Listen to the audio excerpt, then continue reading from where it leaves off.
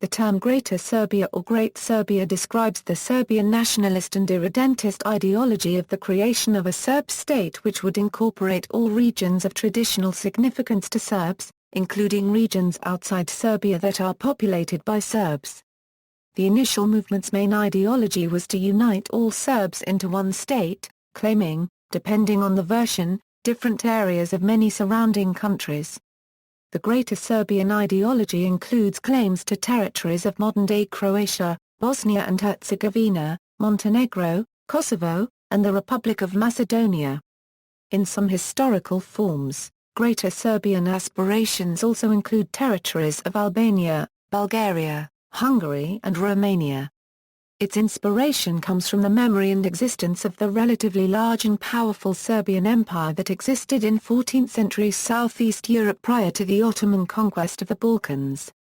The term Serbian imperialism has been used mainly for the aspirations of the Kingdom of Serbia. Historical perspective. Following the growing nationalistic tendency in Europe from the 18th century onwards, such as the unification of Italy, Serbia after first gaining its principality within the Ottoman Empire in 1817 experienced a popular desire for full unification with the Serbs of the remaining territories, mainly those living in neighboring entities. The idea of territorial expansion of Serbia originally formulated 1844 in Norturnage, a secret political program of the Principality of Serbia, according to which the new Serbian state could include the neighboring areas of Montenegro, northern Albania, Bosnia and Herzegovina. In the early 20th century, all political parties of the Kingdom of Serbia planning to create a Balkan federation, generally accepted the idea of uniting all Serbs into one only Serbian state. From the creation of the Principality until the First World War, the territory of Serbia was constantly expanding. After the end of the Balkan Wars, the Kingdom of Serbia achieved the expansion towards the south, but there was a mixed reaction to the events, for the reason that the promises of lands gaining access to the Adriatic Sea were not fulfilled. Instead, Serbia received the territories of Vardar Macedonia that was intended to become part of the Kingdom of Bulgaria, and the Serbian army had to leave those coastal territories that would become part of the newly formed Principality of Albania. This event, together with the Austro-Hungarian annexation of Bosnia, frustrated the majority of Serbian politicians, since there was still a large number of Serbs remaining out of the kingdom. The Serbian victory in the First World War was supposed to serve as compensation to this situation, and there was an open debate between the followers of the Greater Serbia doctrine, that defended the incorporation of the parts of the defeated Austro-Hungarian Empire where Serbs lived to Serbia, opposed by the ones that supported an idea of uniting not only all the Serbian lands, but also to include other South Slav nations into a new country. Among other reasons, but also because of the fear of the creation of a bigger and stronger Orthodox Serbia, that could eventually become a Russian allied, the decision of making an ethnically mixed South Slav state, where other nationalities would balance the Serb hegemony, was made. The Serbian royal family of Karađorđević was set to rule this new state, called Kingdom of Serbs, Croats and Slavons, that would be renamed to the Kingdom of Yugoslavia in 1929. Initially, the apologists of the Greater Serbia doctrine felt satisfied, since the main goal of uniting all Serbian inhabited lands under the rule of a Serbian monarchic dynasty was mostly achieved. During the interwar period, the majority of Serbian politicians defended a strong centralized country, while their opponents demanded major autonomy for the regions. This tension grew to a point that led to the creation of opposing nationalistic organizations that culminated in the assassination of the King Alexander I in 1934. During the German invasion of Yugoslavia in 1941, these tensions grew to become one of the most brutal civil wars that occurred in World War II. The royal government soon capitulated, and the resistance was mainly made by the Airtniks, who defended the restoration of the monarchy, and the partisans, who supported the creation of a communist Yugoslav state. The Serbs were divided into these two factions, that fought not only Nazi Germany and all the other neighbor Axis allied countries which also invaded different territories of Yugoslavia the Italians, Hungarians and Bulgarians but also each other.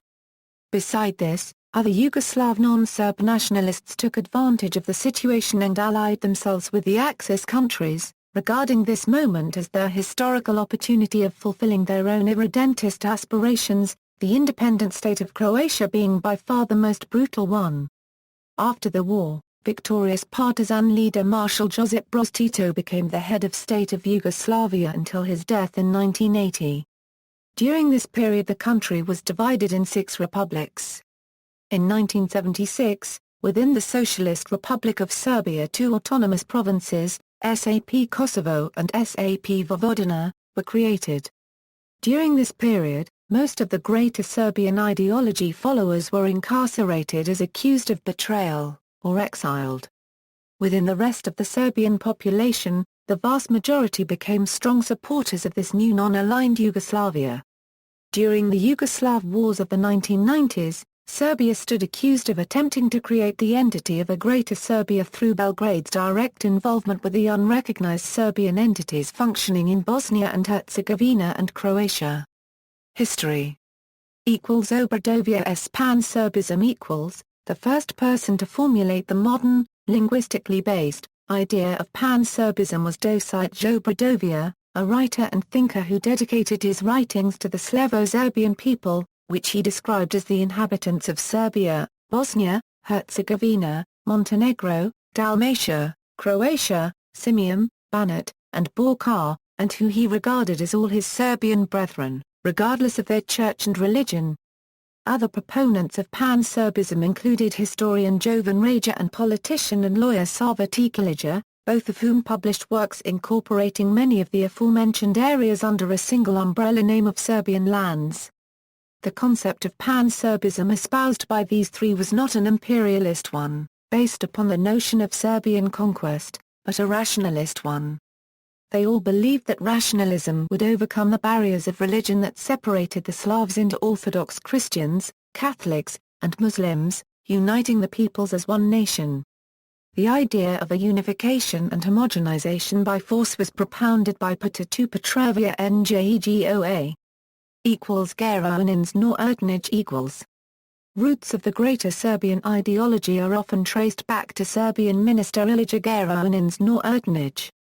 No Erdnij was influenced by Concil sur la conduite suivre par la Serbie, a document written by Polish Prince Adam Czartoryski in 1843 and the revised version by Polish ambassador to Serbia, Franjo Zak's plan. From the 1850s onward, this concept has had a significant influence on Serbian politics. A plan must be constructed which does not limit Serbia to her present borders, but endeavors to absorb all the Serbian people around her. The work claimed lands that were inhabited by Bulgarians, Macedonians, Albanians, Montenegrins, Bosnians, Hungarians and Croats as part of Greater Serbia. Geronin's plan also included methods of spreading Serbian influence in the claimed lands.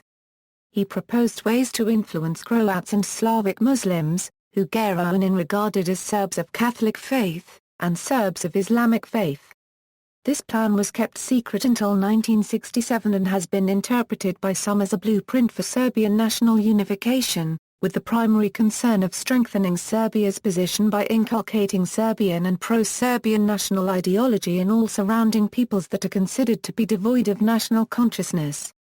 Vukkarada 3/4 year S Pan-Serbism the most notable Serbian linguist of the 19th century, Vukkarada 3/4 year, was a follower of the view that all South Slavs that speak the Shtokavian dialect were Serbs, speaking the Serbian language.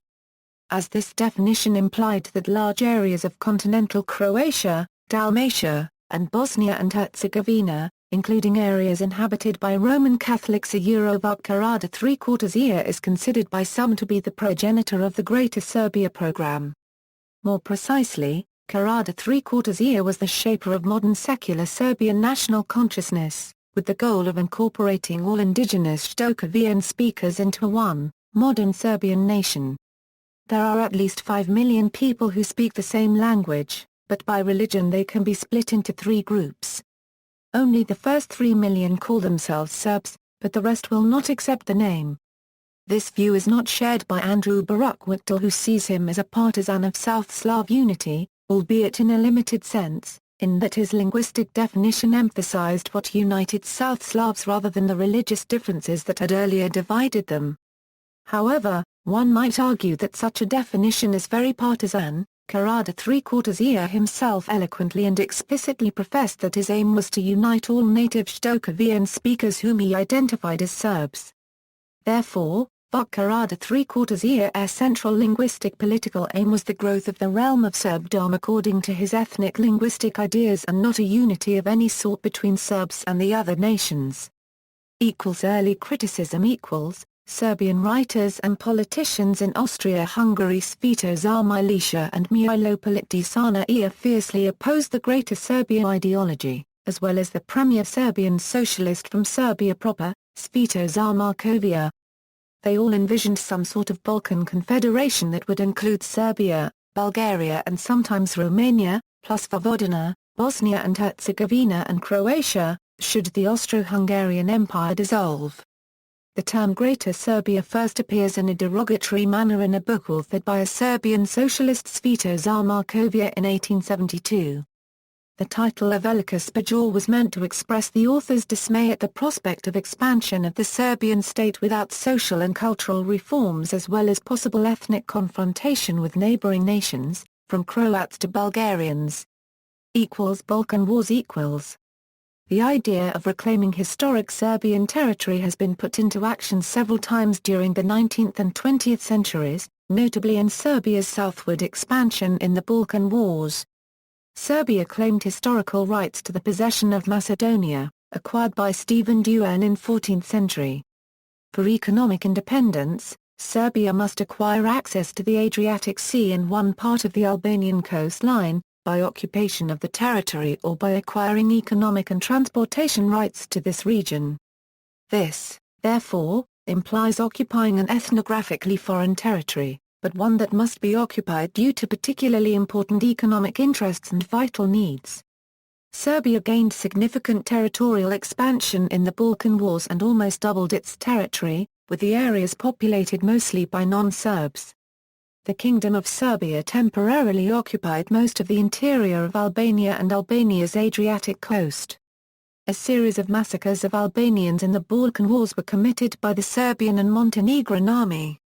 According to the report of the International Commission on the Balkan Wars, Serbia consider annexed territories as a dependency, a sort of conquered colony, which these conquerors might administer at their good pleasure. Newly acquired territories were subjected to military government, and were not included in Serbia's constitutional system.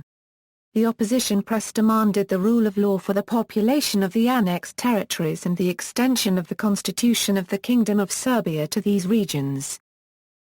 Black Hand Extremist Greater Serbian nationalist groups included the secret society called the Black Hand, headed by Serbian Colonel Dragutin Dimitrijević at peace, which took an active and militant stance on the issue of a Greater Serbian state. This organization is believed to have been responsible for numerous atrocities following the Balkan Wars in 1913.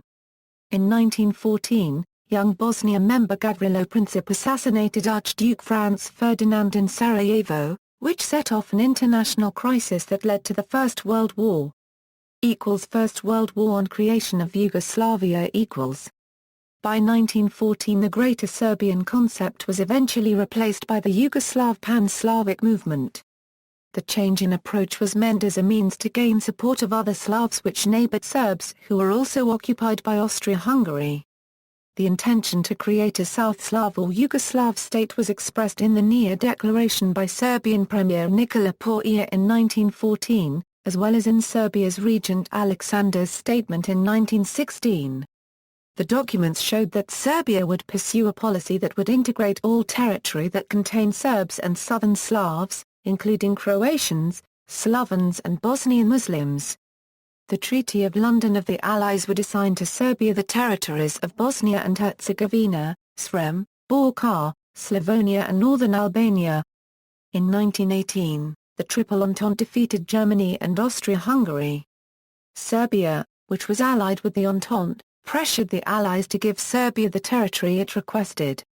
After the First World War, Serbia achieved a maximalist nationalist aspirations with the incorporation of the South Slavic regions of Austria-Hungary and Montenegro, into a Serbian-dominated Kingdom of Yugoslavia. The Allies agreed to give the lands of Slovenia, Croatia, and Bosnia and Herzegovina to Serbia. At this time Montenegro had already been annexed by Serbia. Serbian and Yugoslav nationalists claimed that the peoples had few differences and were only separated by religious divide imposed by occupiers. It was under this belief that Serbia believed the large annexations would be followed by assimilation. During the Kingdom of Serbs, Croats and Slavons, the government of the kingdom pursued a linguistic Serbization policy towards the Macedonians in Macedonia, then called Southern Serbia, or Vardaba Novina. The dialects spoken in this region were referred to as dialects of Serbo-Croatian. Either way, those southern dialects were suppressed with regards education, military and other national activities, and their usage was punishable. The concept of Greater Serbia was put in practice during the early 1920s, under the Yugoslav premiership of Nikola Portia. Using tactics of police intimidation and vote rigging, he diminished the role of the oppositions to his government in parliament, creating an environment to centralization of power in the hands of the Serbs in general and Serbian politicians in particular.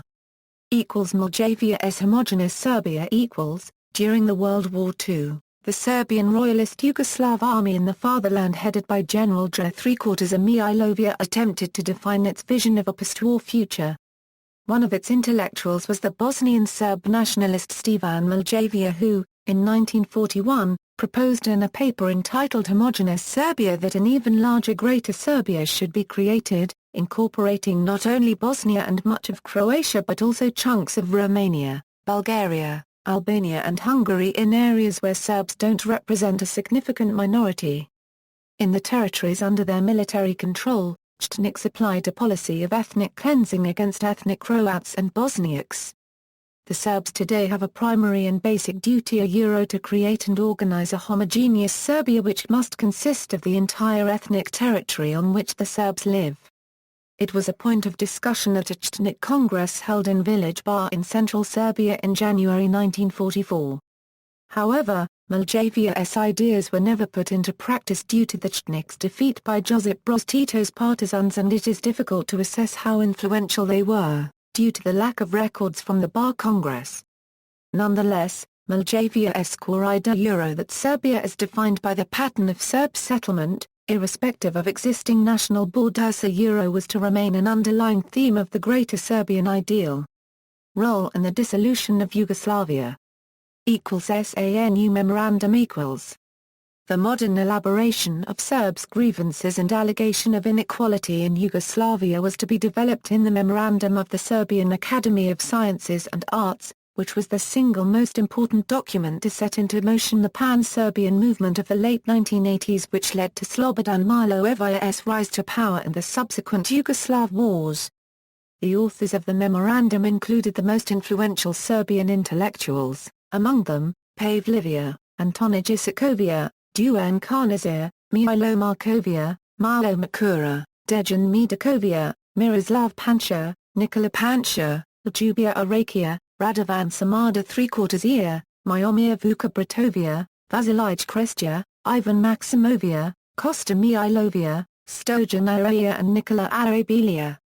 Christopher Bennett, author of Yugoslavia's Bloody Collapse, Causes, Course and Consequences, characterized the memorandum as an elaborate, if crude, conspiracy theory. The memorandum alleged systematic discrimination against Serbs and Serbia, culminating with the allegation that the Serbs of Kosovo and Metohija were being subjected to genocide. According to Bennett, despite most of these claims being obviously absurd, the memorandum was merely one of several similar polemics published at the time. The memorandum's central theses are: Yugoslavia is a Croatian-Slovene hegemony, in order to reduce the Serbs to a smaller representative group, or power sharing. Serbs are, in Yugoslavia, oppressed as a nation. This oppression is especially brutal in Serbian autonomous province of Kosovo Metohija, and in Croatia, where their status is the worst ever as far as recorded history goes. Serbia is economically exploited, being subjected to the political-economical mechanisms that drain much of her wealth and redistribute it to Slovenia, Croatia and Kosovo. Borders between Yugoslav republics are arbitrary, drawn by dominant Croatian and Slovene communists and their Serbian political lapdogs. The memorandum's defenders' claims go as follows: far from calling for a breakup of Yugoslavia on Greater Serbian lines, claimed to be in favor of Yugoslavia. Its support for Yugoslavia was however conditional on fundamental changes to end what the memorandum argued was the discrimination against Serbia which was inbuilt into the Yugoslav constitution. The chief of these changes was abolition of the autonomy of Kosovo and Vojvodina. According to Norman Cigar, because the changes were unlikely to be accepted passively, the implementation of the memorandum's program would only be possible by force. Milosević's rise to power equals. With the rise to power of Milosević, the memorandum's discourse became mainstream in Serbia. According to Bennett, Milosević used a rigid control of the media to organize a propaganda campaign in which the Serbs were the victims and stressed the need to readjust Yugoslavia due to the alleged bias against Serbia. This was then followed by Milosević's anti-bureaucratic revolution in which the provincial governments of Vojvodina and Kosovo and the Republican government of Montenegro were overthrown, giving Milosević the dominating position of 4 votes out of 8 in Yugoslavia's collective presidency. Milosević had achieved such a dominant position for Serbia because, according to Bennett, the old communist authorities had failed to stand up to him.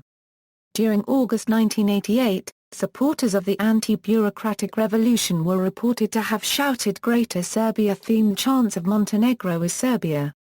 Croatia and Slovenia denounced the demands by Milosević for a more centralized system of government in Yugoslavia, and they began to demand that Yugoslavia be made a full multi-party confederal state. Milosević claimed that he opposed a confederal system but also declared that should a confederal system be created, the external borders of Serbia would be an open question, insinuating that his government would pursue creating a Greater Serbia if Yugoslavia was decentralized. Major changes took place in Yugoslavia in 1990 when free elections brought opposition parties to power in Croatia and Slovenia. By this point several opposition parties in Serbia were openly calling for a Greater Serbia, rejecting the then existing boundaries of the republics as the artificial creation of Tito's partisans. These included Angstrom ALJ's Serbian Radical Party, claiming that the recent changes had rectified most of the anti-Serb bias that the memorandum had alleged. Milosević supported the groups calling for a Greater Serbia, insisting on the demand for all Serbs in one state. The Socialist Party of Serbia appeared to be defenders of the Serb people in Yugoslavia. Serbian President Slobodan Milosević, who was also the leader of the Socialist Party of Serbia, repeatedly stated that all Serbs should enjoy the right to be included in Serbia. Opponents and critics of Milosević claimed that Yugoslavia could be that one state, but the threat was that, should Yugoslavia break up, then Serbia under Milosević would carve out a Greater Serbia. In 1990, power had seeped away from the federal government to the republics and were deadlocked over the future of Yugoslavia, with the Slovene and Croatian republics seeking a confederacy and Serbia a stronger federation. Gao states, it was the behavior of Serbia that added to the Croatian and Slovene republics' belief that no accommodation was possible with the Serbian republic's leadership. The last straw was on May 15, 1991, when the outgoing Serb president of the collective presidency along with the Serb satellites on the presidency blocked the succession of the Croatian representative Stjepan Mesić as president. According to Gao, from this point on Yugoslavia de facto ceased to function. Via Vitica-Karlovac-Karlobag line equals. The Via Vitica-Karlovac-Karlobag line is a hypothetical boundary that describes the western extent of an irredentist nationalist Serbian state. It defines everything east of this line, Karlobag-Ogulin-Karlovac via Vitica, as a part of Serbia, while the west of it would be within Slovenia, and all which might remain of Croatia. Such a boundary would give the majority of the territory of the Socialist Federal Republic of Yugoslavia to the Serbs. This line was frequently referenced by Serbian politician Vojislav Angstrom ALJ. The line is based on the failed 1915 Treaty of London. A Greater Serbian state was supported for national and economical reasons, as it would give Serbia a large coastline, heavy industries, agricultural farmland, natural resources and all of the crude oil, particularly in the Socialist Republic of Croatia, by various Serbian politicians associated with Slobodan Milosevic in the early 1990s who publicly espoused such views, Mihalj Kurtz, Milan Babija, Milan Marsha, Vojislav Angstrom Alj, Stevan Merkovia. Also, it would gather over 98% of Serbs of Yugoslavia in one state. In his speeches and books, Angstrom Alj claimed that all of the population of these areas are in fact ethnic Serbs, of Orthodox, Roman Catholic or Muslim faith. However, outside of Angstrom Alj's Serbian Radical Party, the line as such was never promoted in recent Serbian political life. Yugoslav wars equals. Milosevic believes he now has the historic opportunity to, once and for all, settle accounts with the Croats and do what Serbian politicians after World War I did not rally all Serbs in one Serbian state. During the Yugoslav wars of the 1990s, the concept of a Greater Serbia was widely seen outside of Serbia as the motivating force for the military campaigns undertaken to form and sustain Serbian states on the territories of the breakaway Yugoslav republics of Croatia and Bosnia and Herzegovina. From the Serb point of view, the objective of this policy was to assure Serbs' rights by ensuring that they could never be subjected to potentially hostile rule, particularly by their historic Croatian enemies. The war crimes charges against Milosevic are based on the allegation that he sought the establishment of a Greater Serbia. Prosecutors at The Hague argued that the indictments were all part of a common scheme, strategy or plan on the part of the accused, Milosevic, to create a Greater Serbia, a centralized Serbian state encompassing the Serb-populated areas of Croatia and Bosnia and all of Kosovo, and that this plan was to be achieved by forcibly removing non-Serbs from large geographical areas through the commission of the crimes charged in the indictments. Although the events in Kosovo were separated from those in Croatia and Bosnia by more than 3 years, they were no more than a continuation of that plan, and they could only be understood completely by reference to what had happened in Croatia and Bosnia. The Hague trial chamber found that the strategic plan of the Bosnian Serb leadership consisted of a plan to link Serb-populated areas and BH together, to gain control over these areas and to create a separate Bosnian Serb state, from which most non-Serbs would be permanently removed. It also found the media in certain areas focused only on Serb Democratic Party policy, and reports from Belgrade became more prominent, including the presentation of extremist views and promotion of the concept of a Greater Serbia, just as in other parts of Bosnia and Herzegovina the concept of a Greater Croatia was openly advocated. The concept of a Greater Serbia has been widely criticized by other nations in the former Yugoslavia as well as by foreign observers. The two principal objections have been, questionable historical justifications for claims to territory. For instance, during the Croatian War of Independence, Dubrovnik and other parts of Dalmatia were claimed as a historically Serbian territory, claims which were opposed by Croatian authorities, and by high-profile international governments. The coercive nature of creating a Greater Serbian state against the will of other nations. Before the wars, the peoples of Yugoslavia were highly intermingled and it was physically impossible to create ethnic states without taking in large numbers of other ethnic groups against their will.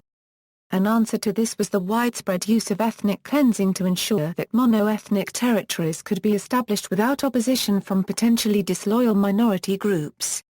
A converse argument is used against the upgrading the status of Croatia and of Bosnia and Herzegovina from republics to independent states, taking in large numbers of other ethnic groups against their will in the process.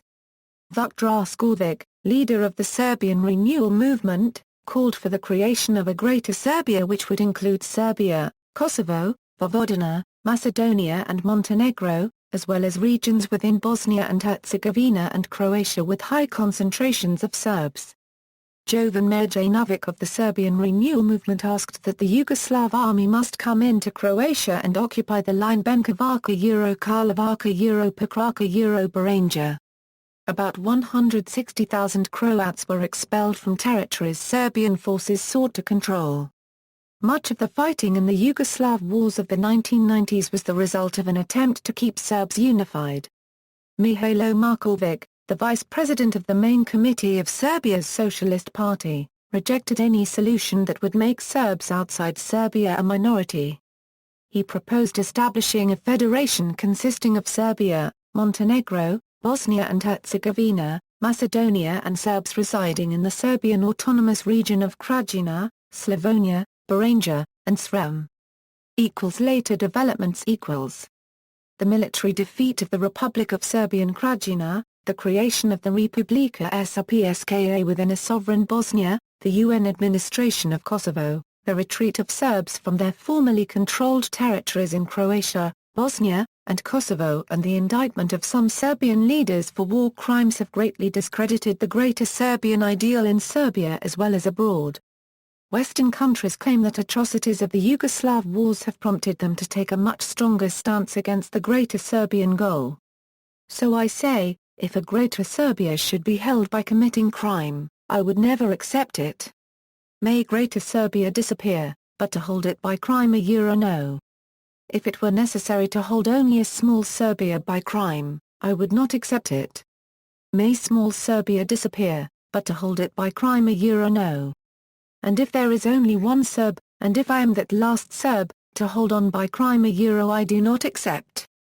May we disappear, but disappear as humans, because then we will not disappear, we will be alive in the hands of the living God. Slobodan Milosevic and many other Serb leaders were accused by the International Criminal Tribunal for the former Yugoslavia of crimes against humanity including murder, forcible population transfer, deportation and persecution on political, racial or religious grounds. Tribunal Prosecutor's Office has accused Milosevic of the gravest violations of human rights in Europe since the Second World War on genocide. Milosevic died in prison before sentencing. However, the idea of a Greater Serbia is still seen by many Croats, Bosniaks, and Albanians as a barrier to good relations and unity between Serbs and other neighboring peoples. In 2008, Aleksandar Vučić, a former member of the Serbian Radical Party, which advocated for a Greater Serbia, declared that the Greater Serbian project was unrealistic. Current situation: currently, there is a movement calling for the unification of Republika Srpska with Serbia. The Bosniaks and Croats see this as an act of breaking the Dayton Agreement, while Serbs see it as an example of self-determination. See also, Arbitration Commission of the Peace Conference on Yugoslavia, Anti-Serb Sentiment, Serbian War Crimes. Notes. References. Literature, Greater Serbia, From Ideology to Aggression. Croatian Information Center. 1993. Sinisa Malisevic. Ideology, Legitimacy and the New State, Yugoslavia, Serbia and Croatia. Routledge.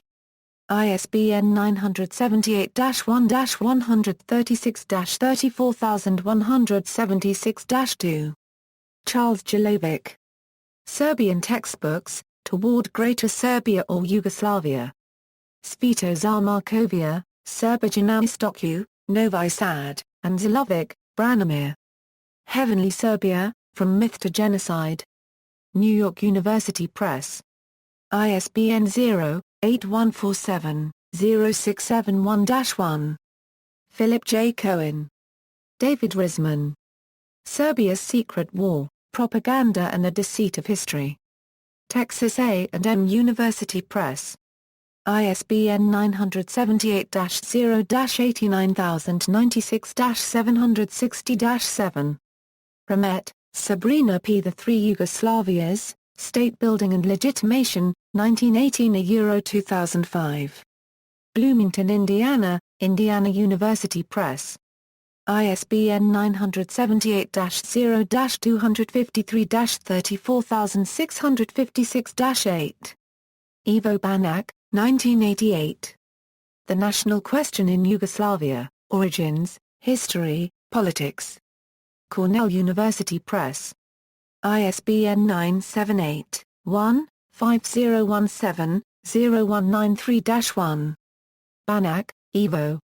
Nacionalno pitanje u Yugoslaviji, Porijeklo, Povigist, Politika. Globus. External links, from Project Rastko website, Ilija Garasanin's Nacertnija reassessment, including full translation of the document to English language, full memorandum SANU, memorandum of the Serbian Academy of Sciences and Arts Answers to criticism, from Croatian Information Center website, Greater Serbia From Ideology to Aggression, book of excerpts of influential Serbians supporting the idea, Omri Pozzi, Black Hand Over Europe, memorandum of the Serbian Academy of Sciences and Arts, Stevan Miljavia, Homogeneous Serbia, An End to the Myth of Greater Serbia?